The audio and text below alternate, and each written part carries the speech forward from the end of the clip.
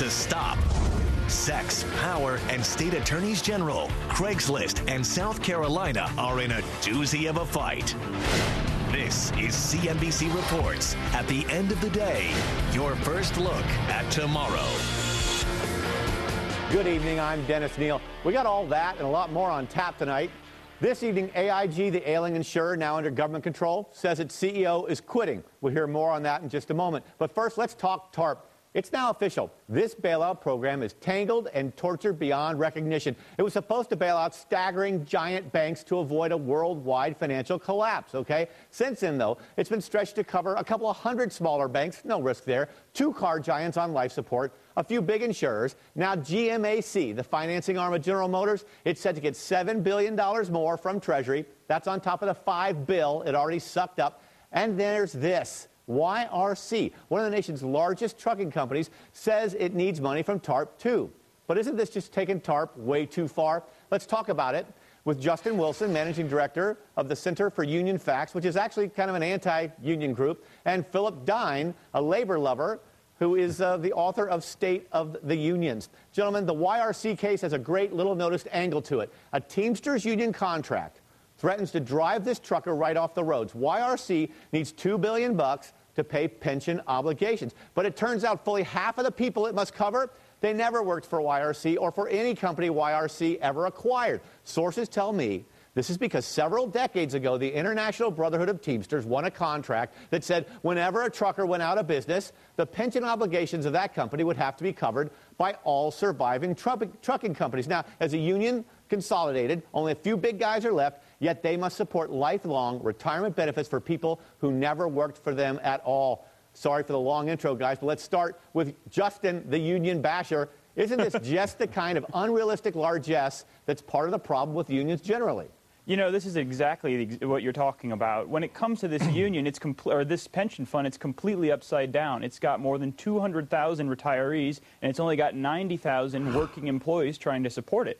It's underfunded by nearly 50, 60, 70% at this point with the liabilities after the meltdown. And now, the YRC is stuck paying the liabilities for all the other people that went out of business. For people that had never even employed. Philip, how can the Teamsters cling to a ridiculous contract like that when the industry around them is collapsing? Well, first of all, I don't know if I'm a labor lover. What I do think I am is somebody who understands that labor's played a pivotal role in expanding the middle class. You mentioned the Teamsters. When Jimmy Hoffa negotiated those great contracts in the 50s, it brought millions of people into the middle class. As per your specific question, it seems to me that if workers have labored for years, often making concessions for the promise of a pension, wage concessions for the promise of a pension, they ought to get what they agreed to. Even though it's paid by rivals in the industry, that's just craziness. You wouldn't find it in any other economy. The UAW, Philip, it resisted most every concession, and that's what a union should do, I guess. But even a parasite knows enough not to kill its host. UAW has made concessions in the following way. The average UAW member now starts at less than $30,000 a year, and the concessions go well beyond that. If you really want to equalize the problem for domestic automakers and foreign, let's get national health care so we're not at a disadvantage with the Japanese, with the Germans, wait a minute, Phil. Wait a minute, Phil. We're just kicking this problem down, this can down the street over and over again. If we bail out this one pension fund, there's 21 other Teamster multi-employer pension funds that have a lot of the same problems. And in fact, the union pension fund industry, 40% of them are at a critical, quote-unquote, red zone underfunding level. And if we keep passing it on to taxpayers, finally someone's going to have to realize that whether it's a bank or it's a union, there are some industries who've built financial Ponzi schemes, and someone's going to have to pay the price. And Philip, let me point out that even after all those UAW concessions I keep hearing about,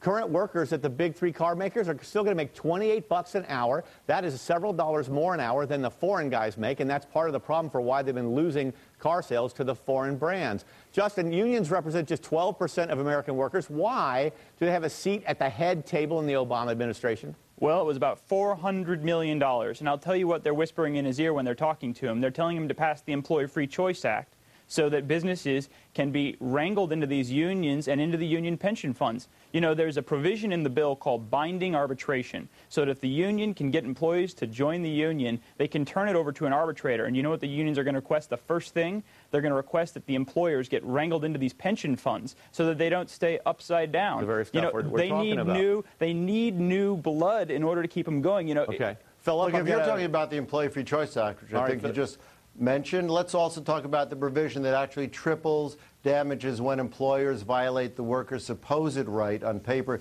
to form a union. Right now, that's probably the only penalty-free felony on the statutes. And, you know, all they have to do is... Let me just finish. Gentlemen, I need to steer you back onto the main road here. If you'll stick with me, Philip, I'm going to play a trick on you here, all right? I'm going to call up a new item. There's a double standard with unions, all right? Now, while General Motors is getting rid of its underperforming assets, selling off stuff, the Wall Street Journal reports today United Autos Workers Union sitting on a war chest of assets worth more than $1 billion, including a money-losing golf and country club, a $3 million townhouse in Washington. This is the Reuther Family Education Center. That's a country club, a Michigan retreat owned by the union for more than 40 years. Only 10,000 people go there a year. Never mind, they have like over 400,000 employees.